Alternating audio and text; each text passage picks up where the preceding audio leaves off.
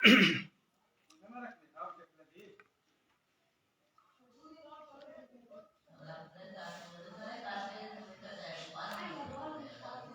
पुनः आपके समक्ष आप समस्त भगवत भक्तों के समक्ष उपस्थित हुआ हूँ लाइव में। और आप समस्त के समस्त ठाकुर प्रेमाकांक्षियों से आग्रह है आप जुड़ें और हमारी दो बातों को निश्चित रूप से श्रवण करें, ताकि इस परम पवित्र पुनीत कार्तिक मास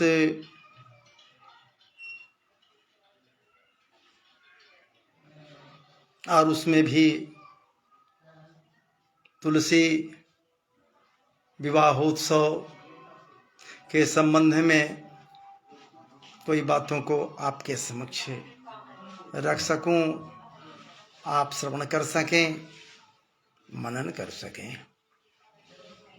तो सबसे पहले आइए, हरे कृष्ण कृष्ण कृष्ण हरे हरे, हरे राम श्री राम राम हरे हरे, हरे कृष्ण कृष्ण कृष्ण हरे हरे, हरे राम श्री राम राम हरे हरे, हरे कृष्ण कृष्ण कृष्ण हरे हरे, हरे राम श्री राम राम हरे हरे।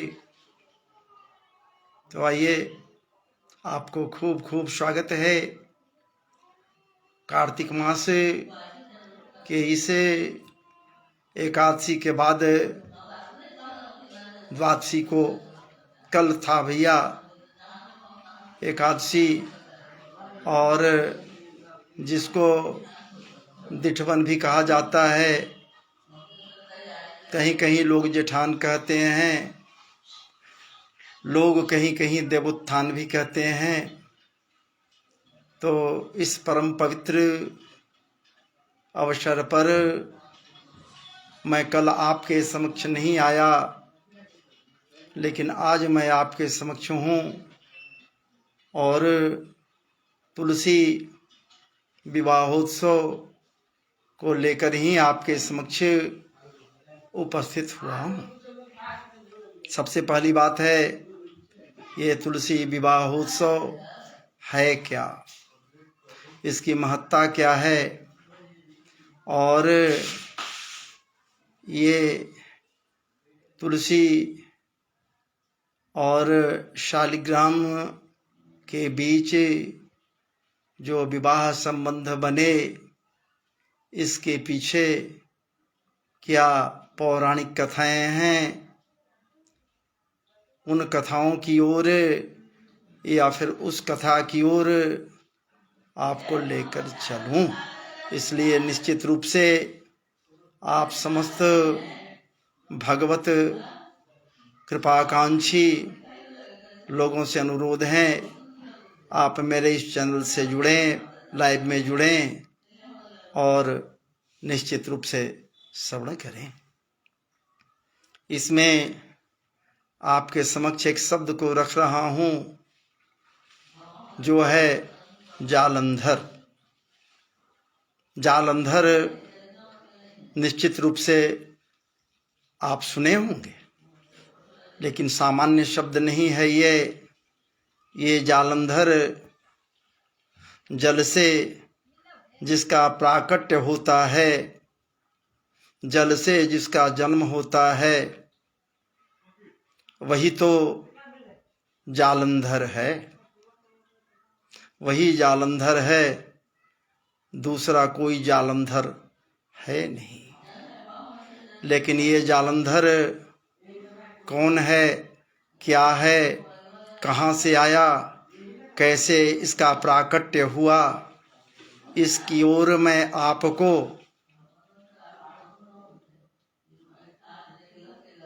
इशारा कर रहा हूँ और आपको लेकर चल रहा हूँ।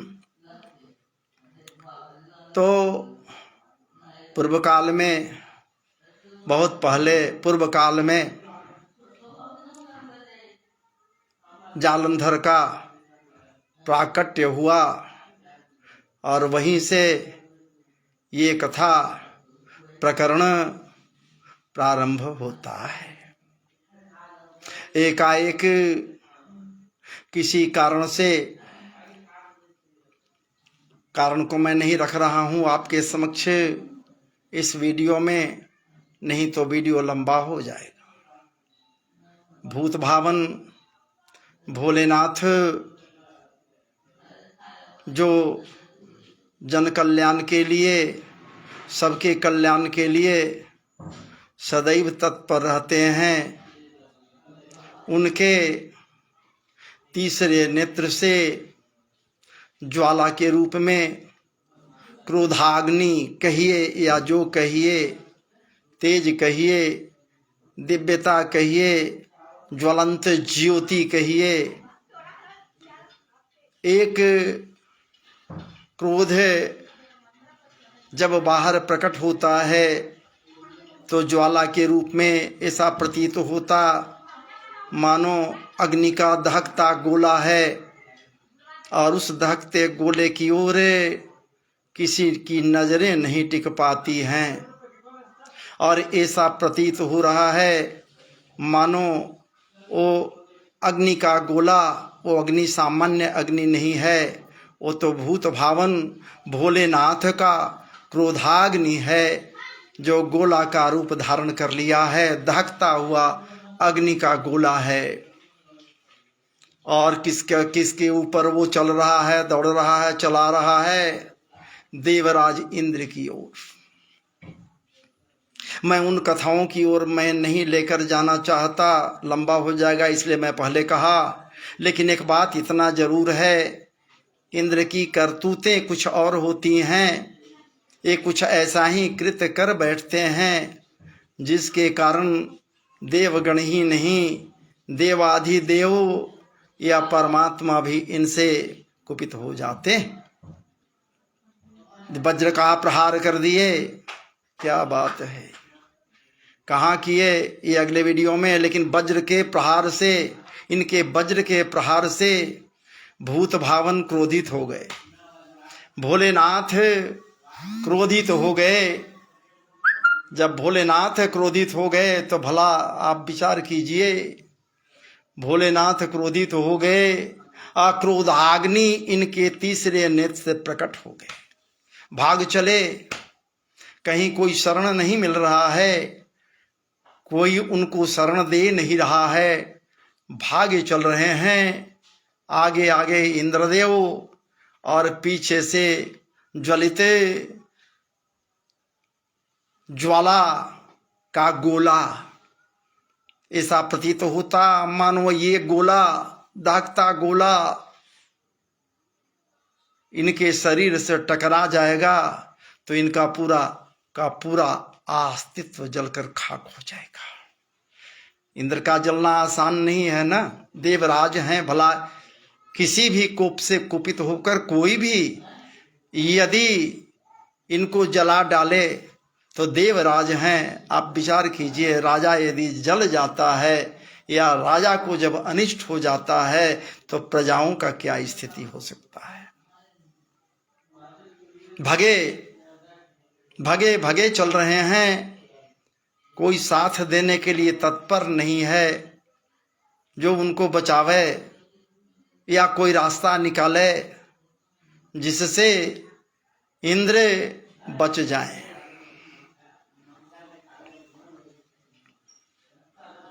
भूत भावन का क्रोध है, क्रोधाग्नि का ज्वाला है, भला कौन बचावे? कोई बचा सकता है तो एकमात्र भूत भावन ही तो बचा सकते हैं। और यही हुआ, बेचैन व्यग्र दौड़ते, इधर से उधर विलखते चलने वाले देवराज के मार्ग में बीच में श्री शुक्राचार्य जी प्रकट हो गए। शुक्राचार्य प्रकट हुए अब सोच लीजिए, जब शुक्राचार्य प्रकट होते हैं, कोई सामान्य आचार्य नहीं है, शुक्राचार्य हैं जो संजीवनी विद्या के द्वारा, क्या बात है, अपनी संजीवनी विद्या के द्वारा राजा बलि में भी प्राण का संचार कर दिए थे। वो शुक्राचार्य की बात मैं कर रहा हूं। और ये शुक्राचार्य प्रकट होकर जैसे ही सामने आए, नतमस्तक हो गए, त्राहिमाम करने लगे, साष्टांग हो गए और नत होकर निवेदन पूर्वक उनसे आग्रह करते हैं, हे मुनिवर, आप हमें मार्ग बतलाइए, रास्ता बतलाइए ताकि मेरा प्राण बचाए, या फिर स्वर्गलोक का अस्तित्व बच जाए। स्वर्गाधिपति मैं हूं, देवराज हूं, बाहर चल रहा हूं, दौड़ रहा हूं, बिलरा रहा हूं, लेकिन मुनिवर कहते हैं कि आपका कृत्य ही कुछ ऐसा होता है कि आपके कृत्य के कारण ही, आपके कर्मों के कारण ही आपको दंड देने के लिए, क्या बात है, भूत भावन को उद्धत होना पड़ता है।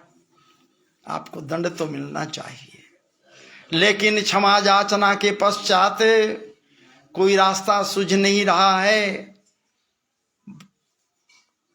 शुक्राचार्य बतलाए कि हे देवराज, एक काम करो, तुम जो कृत्य किए हुए हो, कर्म किए हो, और इसका दंड का जो विधान वो निश्चित किए हैं, तेरी मृत्यु, तेरा अंत इस गोले, क्रोधाग्नि में दहकते गोले के द्वारा, तो इससे समन तो उनको वही कर सकते हैं, भूत भामन ही कर सकते हैं, दूसरा कोई नहीं कर सकता है। इसलिए निश्चित रूप से तुम उनका आश्रय लो, उनको याद करो। भूत भावन यदि प्रसन्न हो गए तो उनके ही द्वारा, उनके ही ये तीसरे नेत्र से जो क्रोधाग्नि का गोला बाहर दहकता हुआ निकल गया है, इसके लिए कोई रास्ता वो निकालेंगे। और ये इंद्रदेव भोलेनाथ के आश्रय में अपने आप को लगाते हैं। वहीं उसी स्थान पर करबद्ध होकर भूतनाथ को याद करते हैं, भोलेनाथ के समक्ष क्षमा याचना करते हैं। और हमारे परम दयालु, परम दया सागर, कृपालु, भूत भावन, जो जन कल्याणार्थ सदैव तत्पर रहते हैं, वो प्रकट हो गए। भला देवराज की बात थी, कैसे प्रकट नहीं होते, प्रकट हो गए। लेकिन उनके समक्ष जैसे ही देवराज कहते हैं कि प्रभु आप कोई रास्ता निकालें, आप ही हमको बचा सकते हैं अपने क्रोधाग्नि के गोले से, क्रोधाग्नि से। कहीं ऐसा न हो कि मेरा अस्तित्व आपके क्रोधाग्नि में जलकर खाक हो जाए। वो समझ रहे हैं देवराज कि इनके तीसरे नेत्र के खुलने मात्र से वहां से जो क्रोधाग्नि निकलती है तो सामने वाला भस्म हो जाता है। भला कामदेव, क्या बात है, भस्म हो गया था। हमारी क्या विसात है, विचार कर रहे हैं, प्रार्थना करते हैं, उनके स्तोत्रों का गान करते हैं महाराज जी, और उन्हें पूर्ण रूप से प्रणाम करते हुए उनके समक्ष आग्रह करते हैं, श्रद्धा संपन्न हो जाते हैं। और ये क्या बात है, भूत भावनमय हो स्वयं हो जाते हैं, अपने हृदय में उनको अवस्थित करते हैं। भूत भावन प्रसन्न हो जाते हैं, भोलेनाथ प्रसन्न हो जाते हैं। अजी महाराज जी, जो पान पुत्र फूल बेलपत्र आदि से प्रसन्न हो जाता हो, क्या बात है, तो पुष्प रूपी दो शब्द ये कह रहे हैं, तो भला भूत भावन प्रसन्न क्यों नहीं हो, प्रसन्न हो गए। और जब प्रसन्न हो गए भूत भावन भोलेनाथ, तो कहें कि ठीक है देवराज, कह तो रहे हो सही, तेरे लिए बचाव के लिए कोई रास्ता हम देखना चाह रहे हैं, ढूंढ रहे हैं, लेकिन मिल नहीं रहा है। मैं चाह करके भी अपने क्रोध या क्रोधाग्नि जो मेरे अंदर से निकला है, इसका समन नहीं कर सकते हैं। मैं चाह कर भी मैं स्वयं भी नहीं समन कर सकता। लेकिन वहीं पर शुक्राचार्य ये हैं, बृहस्पति हैं, देवराज के समक्ष बृहस्पति भी बतलाए थे कि भूत भावन को याद कीजिए। ऋषि प्रवर लोग ही बतलाए थे। क्योंकि भैया देखिए, हरि अनंत, हरि कथा अनंता। कोई जरूरी नहीं कि मैं जो कह रहा हूं वो सही हो, ये आप सोच रहे हैं वो सही हो। हम जहां जाना चाह रहे हैं वहां आप न पहुंचिए, और आप जहां पहुंच रहे हैं वहां मैं न पहुंचूं। इसका मतलब ये नहीं कि कथाएं गलत हैं। बृहस्पति देव कहते हैं भूत भावन से, ठीक है प्रभु, आप स्वयं ही इसका निदान कर सकते हैं। इस दहकते गोले को भला कौन बर्दाश्त कर सकता है। भूत भावन स्वयं कहते हैं कि इस दहकते गोले को कौन अपने में समेट सकता है। कोई ऐसा जगह मुझे दिखलाई नहीं दे रहा है जहां इसे दहकते गोले क्रोधाग्नि को मैं समन कर सकूं, समित हो जावे। कहीं कोई ऐसा जगह नहीं दिख रहा है। लेकिन गुरुवार बृहस्पति देव कहते हैं, कहे भोलेनाथ, भला सागर से बड़ा विशाल हृदय वाला है कौन। सागर में ही तो समस्त के समस्त रत्नों का निवास सब कुछ था। मंथन हुआ, मंथन के प्रारंभ में ही कालकूट प्रकट हुआ। आप महाराज पान किया और लोगों को कल्याण, क्या बात है, प्रदान किया। लोगों के लिए कल्याणकारी हो गए आप और नीलकंठ कहलाए। तो भला ये सागर से बड़ा हृदय वाला है कौन। अथाह जल राशि है, अथाह जल सागर है।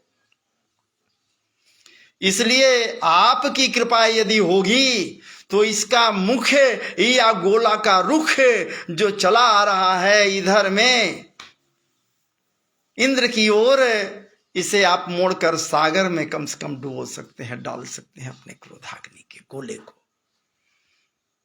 भूत भावन समझ गए, बात सही कह रहे हैं गुरुदेव, देवगुरु। इसलिए ये रुख को मोड़ दिए। जो गोला चला रहा था दहकता हुआ इंद्रदेव की ओर, उसका रुख बदल गया और समुद्र की ओर चल पड़ा। समुद्र की ओर, विशाल सागर के गर्भ में जाने के लिए आतुर होकर। सोच लीजिए, भूत भावन का ही क्रोध है, लेकिन भूत भावन जब कृपा करते हैं तो भला आतुरता आएगी नहीं कहां। क्रोध भी आतुर होकर, क्रोधाग्नि भी आतुर होकर, क्रोधाग्नि रूपी गोला भी आतुर होकर समुद्र में समोने के लिए महाराज जी चल पड़ा आतुर होकर। समुद्र में प्रवेश कर गया वो गोला। समुद्र का कुछ नहीं बिगड़ा, सागर का कुछ नहीं बिगड़ा, लेकिन एक बात जरूर है, सागर को अपने अंदर समोने के लिए, गोले को रखने के लिए भूत भावन सागर से पहले ही अनुरोध कर दिए थे। अनुरोध क्या करेंगे, ये तो आदेश करते हैं। परब्रह्म ये भी तो हैं, कहना ही क्या है। क्या बात है, ब्रह्मा विष्णु महेश के रूप में ही तो वो परब्रह्म है। अब बिना परब्रह्म की कृपा के कहीं कोई कुछ नहीं कर पाता, कहीं कुछ नहीं होता। आदेशित कर दिए थे समुद्र देव को, आ गए थे समुद्र देव, प्रकट हो गए थे। उनको आदेशित किए थे कि जाओ ऐ सागर देव, आप जाइए और अपने अंदर मेरे क्रोधाग्नि को समो लीजिए। आपके गर्भ में इसका, क्या बात है, विकास होगा, ये विकसित होगा। आपके गर्भ में अथाह जल राशि में इसकी ये विकसित होगा, इसका विकास होगा जल राशि में। और बस वो क्रोधाग्नि का दहकता गोला महाराज जी, क्या बात है, सागर के गर्भ में चला गया। ठीक उसी प्रकार जैसे महाराज जी बीज रूप में जब वो आता है और संयोग होता है गर्भ में, तो एक विकसित बालक का जन्म होता है। बस सागर के गर्भ में ही प्रतिपालन हुआ। उस गोले का बीज रूप में, बीज के रूप में सागर के गर्भ में गिरा। वो सामान्य बीज नहीं है, भोलेनाथ का क्रोधाग्नि से पनपा हुआ निकला हुआ वह बीज है, क्रोध रूपी बीज है। कालांतर में धीरे धीरे उसमें विकास हुआ। सागर अपने गर्भ में उसको समेट लिए और समेटने के बाद छोटे नन्हे से बालक के रूप में वो परिवर्तित हो गया। बालक के रूप में परिवर्तित हो गया। धीरे धीरे उत्तरोत्तर, धीरे धीरे नहीं तीव्रता से, तेज गति से विकास होने लगा और वो बालक विकसित होकर एक शिशु के रूप में तत्पर हो एक किशोर बन गया, बालक के रूप में हो गया।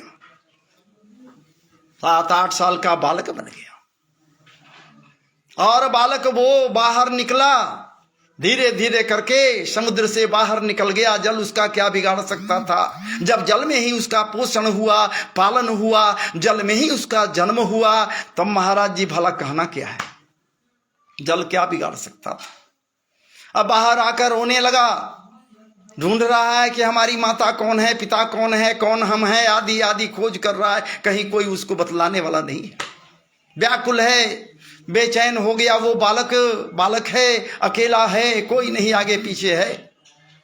महाराज जी उसी दरम्यान में वहां पर क्या बात है, समुद्र देव प्रकट हो जाते हैं, कहते हैं कि अरे बालक, बस तेरा कोई नहीं है, हम तुम्हारे माता हैं, हम ही तेरे पिता हैं, माता और पिता दोनों हम हैं। तुम चलो मेरे साथ, हमारे अंदर में रहो, हमारे महल में रहो।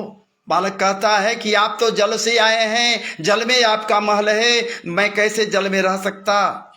वो क्या जान रहा है? वो क्या बालक जान रहा है महाराज जी? लेकिन समुद्रदेव कहें कि आपको जल कुछ नहीं बिगाड़ सकता, आप मेरे साथ चलो, मेरे महल में चलो, वहीं आपका लालन पालन होगा। महाराज जी और वही समुद्रदेव उस बालक को लेकर जल के यथा राशि में जो उनका महल था वहीं लेकर चले गए। वेद आदि शिक्षा दीक्षा जो कुछ है महाराज जी, ये सारा कुछ वहां सागर देव के द्वारा दिया गया, सागर के में ही मिला उसका। बलवान हुआ, बलशाली हुआ, हो भी क्यों नहीं, क्योंकि सागर का क्रोध रूपी बालक वो है, क्रोध ही तो है। सागर में वो पला बढ़ा जरूर, लेकिन है क्या? भोलेनाथ का क्रोधाग्नि से उत्पन्न ये बालक है। कालांतर में महाराज जी यही वो हुआ जिसका नाम मैंने पहले लिया। इसी का नाम जालंधर पड़ा। जालंधर पड़ा इसलिए कि जल से इसकी उत्पत्ति हुई, जल में ही इसका पालन पोषण हुआ और ये असुर के रूप में हुआ। आप विचार कीजिए, असुर है वो, जालंधर असुर है, आसुरी प्रवृत्ति का हो गया जालंधर। और इस जालंधर का विवाह कालांतर में जब ये युवावस्था में होता है तो एक आसुरी कन्या है, असुरी कन्या है, जिसका नाम है वृंदा। वृंदा के साथ जालंधर का विवाह हो जाता है। दोनों दाम्पत्य जीवन बड़ी सुख में चल रहा है। और ये वृंदा और कोई सामान्य स्त्री नहीं है महाराज जी, ये ठाकुर जी का परम भक्त है। ठाकुर जी का ये परम भक्त है, नारायण प्रभु का ये परम भक्त है। ये सोच लीजिए, ये वृंदा। और विवाह होने के बाद अपने सतीत्व के रक्षा के लिए या सतीत्व के बल पर ये महाराज जी जो नहीं होना है वो भी कर दिखलाई। सती सावित्री ये है वृंदा, कोई सामान्य ये नारी नहीं है। और वर मिला भगवान के द्वारा भी इसे कि देखो, जब तक तुम मेरे आराधना में बैठी रहेगी, तेरे पति को कोई छू नहीं सकता, कुछ नहीं हो सकता, तेरा सौभाग्य नष्ट नहीं होगा, तुम सत्यवती बनी रहेगी। कोई सामान्य ये वरदान नहीं है। तू अपवित्र कभी नहीं हो सकती। तू तब तक जब तक हमरे ध्यान में मग्न रहेगी और मेरे अनुष्ठान में बैठी रहेगी, अनुष्ठान करती रहेगी ऐ वृंदा, तो तेरा सतीत्व कोई भंग नहीं कर सकता। सुहाग सदैव अटल रहेगा, तेरे पति का कोई बाल भी बांका नहीं कर सकता। अर्थात तेरा पति बलशाली तो है ही, भगवान तो समझ ही रहे हैं, जान ही रहे हैं कि ये कौन है, कोई सामान्य ये है नहीं, जालंधर समान नहीं है, सामान्य नहीं है, समझ रहे हैं ठाकुर जी भी। लेकिन उसकी करतूतें कुछ ऐसी वैसी हुई जो हम अभी आपको नहीं बतलाना चाहते। भूत भावन को उसका परम शत्रु ये बन गया, भूत भावन को ये परम शत्रु समझने लगा, भोलेनाथ को ये परम शत्रु समझने लगा। इतना ही नहीं, भोलेनाथ को या फिर अपने आप को भोलेनाथ से भी सुपर पावर समझने लगा, सर्वोपरि समझने लगा। जालंधर भोलेनाथ से भी अपने आप को प्रवर समझने लगा, परम शत्रु मान लिया और उनको समाप्त करने के लिए सदैव ये तत्पर रहने लगा। उसी दरम्यान में देवासुर संग्राम होता है, असुर और देवताओं के बीच संग्राम होता है और ये जालंधर असुरों की ओर से युद्ध कर रहा है और इसकी वीरता या पौरुषे से महाराज जी देवताओं का पैर उखड़ जाता है, भाग चलते हैं, ठहरते नहीं हैं। चूंकि ठीक उसी प्रकार का ये दिखलाई भी देता है मानो भूत भावन ये स्वयं लड़ रहे हैं।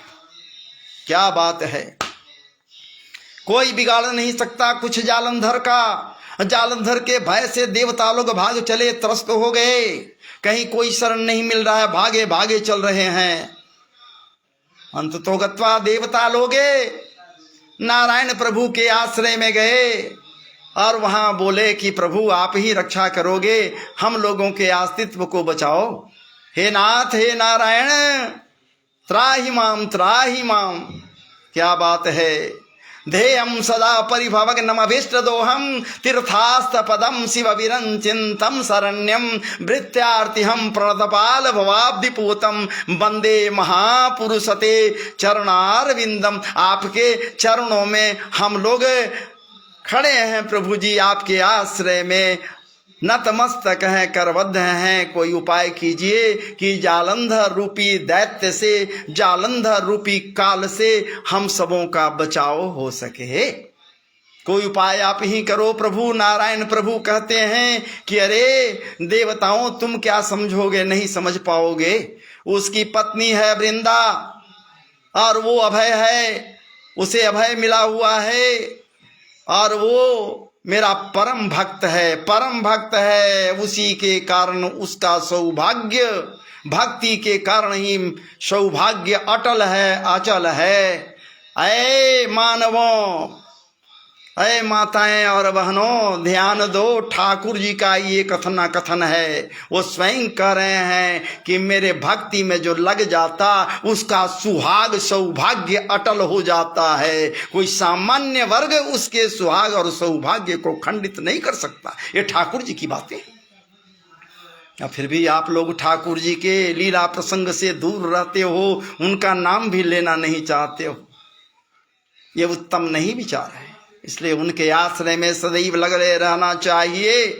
ठाकुर जी कहें कि वो मेरा परम भक्त है, इसलिए हम कुछ क्या कर सकते हैं ऐ देवता। लेकिन देवलोग कहीं अपने स्वार्थ से ये परिपक्व होते हैं, पूरे तरह से स्वार्थ से कोई याद किए रहते हैं। ये कहीं कि नहीं महाराज जी आप नहीं करेंगे तो भला कौन हम लोग को मदद करेगा। देवताओं के लिए कुछ भी कर गुजरने के लिए वो ठाकुर जी सदैव तत्पर रहने वाले हैं। कहीं के ठीक है, जाओ देवता लोग, हम इसके लिए उपाय कर रहे हैं। उधर युद्ध हो रहा है सज समर कर। महाराज जी क्या बात है, अस्त्रादि से लैस होकर जालंधर युद्ध में विजय प्राप्त करने के लिए लगा हुआ है। लोग भाग रहे हैं इधर से उधर, और इधर क्या होता है, ठाकुर जी प्रकट होते हैं वृंदा के समक्ष। वृंदा बैठी हुई है, उनके पूजन में, उनके मनन में, उनके अध्ययन में बैठी हुई है, पूजन कर रही है, अनुपासना में बैठी हुई है, तल्लीन है, ध्यान मग्न है। क्या हो रहा है, कौन आया कौन गया, कुछ ध्यान नहीं है। लेकिन ठाकुर जी क्या किए, उसके साथ जरा विचार कीजिए। जन कल्याण करने के लिए, जन कल्याणार्थ, लोगों के कल्याणार्थ चुके असुर है, असुरों से बचाने के लिए यहाँ पर ठाकुर जी स्वयं असुर रूप में हो गए, स्वयं जालंधर का रूप धारण कर लिए, जालंधर बन गए। कोई नहीं पहचान सकता कि ये जालंधर नहीं कोई और है। ठाकुर जी जालंधर के रूप में हो गए और बस ये उस कक्ष में पहुंचते हैं जहां वो बैठकर ठाकुर जी की उपासना वृंदा कर रही है। और नजदीक जाकर उसके अंगों को स्पर्श कर लिए, हाथ को पकड़ लिए और कहते हैं कि वृंदा क्या कर रही हो, मुझे तो देखो।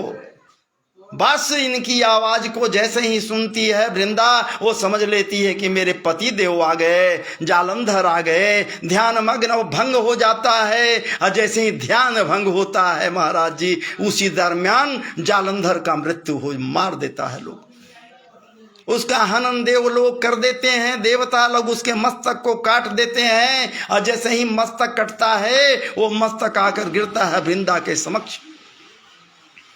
अभी ठाकुर जी वहां पर वृंदा के रूप में ही खड़े हैं, ये जालंधर के ही रूप में खड़े हैं महाराज जी। लेकिन उसी क्षण वो मस्तक जो जालंधर का है वृंदा के समक्ष आकर गिर पड़ता है। देखती है जैसे ही, वैसे ही वो बिफर जाती है। क्यों नहीं बिफरे, कहती है कि अरे मूर्ख, अरे महामूर्ख, अरे पाखंडी, तू कौन है, जल्दी बता, तू है कौन जो मेरे पति के रूप में मेरे समक्ष आकर मेरे अंगों को स्पर्श किया, मेरा ध्यान भटकाया, और जिसके कारण मेरा पति मारा गया, इसका मस्तक मेरे समक्ष गिर गया। मेरा सुहाग को बर्बाद करने वाला, नाश करने वाला तू है कौन, जल्द बोल, देर मत कर, जल्द बोल, तू है कौन। महाराज जी विलाप करना तो दूर की बात है, राक्षस कन्या है, वो विलाप नहीं, प्रलाप नहीं कर रही है, दुखी तो है। दुख रूपी दावानल में वो भी, इस दावानल से वो भी जल रही है। उस समय देखकर अपने पति के मस्तक को, कटे हुए मस्तक को, अंत में ठाकुर जी स्वयं वहां प्रकट हो गए चतुर्भुजी रूप में। जैसे ही प्रकट हुए, वो वृंदा उनको देखने के बाद क्या कह रही है, आहा क्या बात है, कैसा आपका कलेजा है, आप कैसे हो, आप तो स्वयं साक्षात पत्थर वाले बन गए, आप तो पत्थर हो, आपका कलेजा पत्थर का है, मन भी पत्थर का है, मेरे भक्ति से भी आप जरा सा भी नहीं समझ सके, और आप पत्थर बने रहे, आप पत्थर बनकर आप मेरे समक्ष आ गए, आपको जरा सा भी दया नहीं है, माया नहीं है। मैं विधवा हो गई, फिर भी आपको माया नहीं है, आप तो पत्थर के हो गए हो। इसलिए जा, आपकी भक्ति मैं सदैव करते रही, परम भक्त हूं मैं आपका, ये देश दुनिया सब जनमानस सारे लोग समझेंगे, जानेंगे। इस वृंदा को कौन नहीं जानेगा। इसलिए चलिए मैं आपको श्राप दे रही हूं, मैं वृंदा, सतीत्व संपन्न वृंदा। क्या बात है, सतीत्व को सदैव धारण करने वाली वृंदा, आपके परम भक्त वृंदा आपको श्राप दे रही है कि आप काले पत्थर हो जाइए, क्योंकि आप पत्थर हो जाइए। बस वो शालिग्राम के रूप में, पत्थर के रूप में ये हो गए, शिला हो गए, और कालांतर में ये वृंदा अपने पति के मस्तक को लेकर सती हो जाती है। और जहां पर सती होती है, जलती है, उसके राख से एक वृक्ष पौधा निकलता है, और उसी पौधा का नाम तुलसी है भैया। और वही तुलसी मैया का प्रतिवर्ष देवोत्थान के दिन, जेठान के दिन, जिस दिन देवोत्थान होता है, एकादशी होता है, तो विवाह मनाई जाती है। 2 दिनों का विवाहोत्सव है। आज भी विवाहोत्सव तुलसी शालिग्राम का है, तो इस विवाहोत्सव में आप समस्त जनमानस को खूब खूब स्वागत है। मुझसे जुड़िए, आज जुड़कर इस कथा प्रसंग को निश्चित रूप से श्रवण कीजिए। तो आइए, मैं अब यहीं पर अपनी कथा को विराम दे रहा हूं और मुझे आप निश्चित रूप से श्रवण करें, मेरे चैनल पर सब्सक्राइब करें। राधा कृष्ण मेरा चैनल का नाम है, राधा कृष्णा। लिंक मैं डाल दिया करता हूं, लिंक मिल जाएगा, उससे आप सब्सक्राइब कर सकते हैं और वहां इसे मैं डाल दूंगा जो आपके लिए ये होगा। तुलसी विवाहोत्सव पर आपके लिए उपहार के रूप में मैं इसे प्रस्तुत कर रहा हूं। तो जय जय श्री राधे, जय जय श्री राधे, जय जय श्री राधे। वृंदावन बिहारी लाल की जय।